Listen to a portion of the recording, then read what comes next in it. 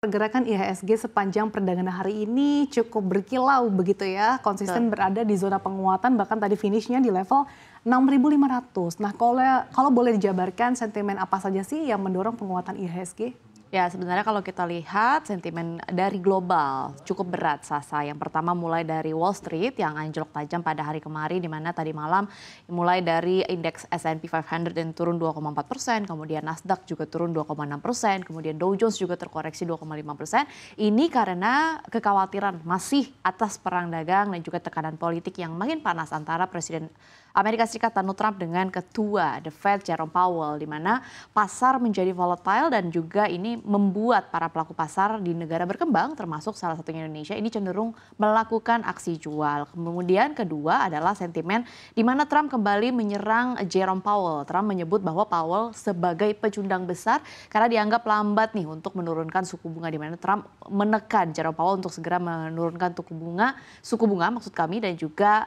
mengancam untuk memecat sang gubernur bank sentral. Dan ketidakpastian soal independensi dari The Fed ini sendiri bikin pelaku pasar global makin was-was. Kemudian ada sentimen yang ketiga, yaitu tarif baru dari Amerika Serikat terhadap China. Kebijakan tarif Trump yang agresif ini berpotensi untuk memangkas permintaan ekspor global termasuk dari Indonesia, dan ini bisa berdampak terhadap neraca dagang dan juga rupiah kita, Sasa. Oke, jadi memang sentimen dari global ini cukup bertubi-tubi ya, belum selesai terkait dengan tarif perang dagang antara Amerika Serikat dan sejumlah mitra dagangnya. Ini tambah lagi dengan terkait dengan independensi The Fed. Nah, Betul. kalau dari domestik, ini sentimen apa saja yang patut diperhatikan, Dina? Ya, dari domestik juga sebenarnya cukup mix begitu, ada beberapa poin di mana beberapa hal yang penting. Yang pertama adalah berkaitan dengan rapat Dewan Gubernur Bank Indonesia atau RDG BI yang dimulai hari ini, di mana pasar berharap bahwa BI akan tetap mempertahankan suku bunga acuan di level 5,75% untuk menjaga stabilitas rupiah itu sendiri, meskipun memang rupiah pada hari ini terkoreksi ya.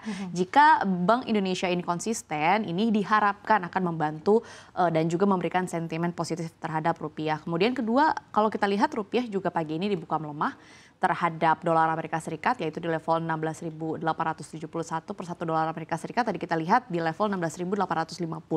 Ini juga menjadi refleksi tekanan eksternal yang cukup kuat, terutama dari penguatan dolar dan juga ketidakpastian global itu sendiri yang tadi sudah kita ulas. Dampaknya bisa jadi biaya impor naik dan juga akan berimbas ke inflasi, Sasa. Kemudian dari domestik, yang ketiga ada isu baru berkaitan dengan negosiasi dagang antara Republik Indonesia dengan Amerika Serikat, di mana Amerika Serikat ternyata menyoroti sistem pembayaran nasional kita, yaitu KRIS dan juga GPN yang pasti kita tahu begitu ya, karena setiap hari kita pakai begitu. Di mana Amerika Serikat menganggap bahwa kebijakan atau sistem pembayaran ini bisa membatasi akses perusahaan dari Amerika Serikat atau pembayaran asing seperti misalnya Visa, kemudian Mastercard. Bahkan Amerika Serikat minta pengecualian khusus dari kebijakan ini, tapi akhirnya BI sudah angkat bicara dan menjelaskan bahwa sebenarnya KRIS dan GPN ini dirancang untuk efisiensi, bukan diskriminasi investasi. Ini bisa menjadi tensi baru begitu ya dalam negosiasi perang dagang antara negara kita kemudian dengan negara Paman Sam. Kemudian ada lagi sentimen yang keempat adalah dari sisi komoditas, di mana pemerintah baru saja menerbitkan PP nomor 18 tahun 2025 yang mengubah tarif royalti batubara, di mana ini sebenarnya tujuannya kan memberikan kepastian hukum bagi pemegang IUPK. Tapi di sisi lain yang dikeluhkan juga oleh para pengusaha bisa menambah beban bagi perusahaan tambang itu sendiri yang bahkan sudah ditunjukkan dari pengurangan permintaan dari negara tujuan ekspor batubara utama kita, yaitu China yang tadi kita sudah bahas di laporan utama. Kemudian sentimen yang terakhir adalah secara sektoral. Saham sektor tambang pada hari ini cukup cemerlang, cukup kuat begitu ya, mengangkat IHSG, saham seperti ANTM dan juga beberapa saham lainnya. Ini di tengah naiknya harga komoditas global. Nah, ini memberikan kontribusi besar yang positif terhadap IHSG secara keseluruhan, Sasa. Oke, cukup menarik nih ngobrolin soal emiten emas gitu. Bahkan harganya ini semakin berkilau gitu ya dalam historis secara tren, bahkan dalam setahun terakhir.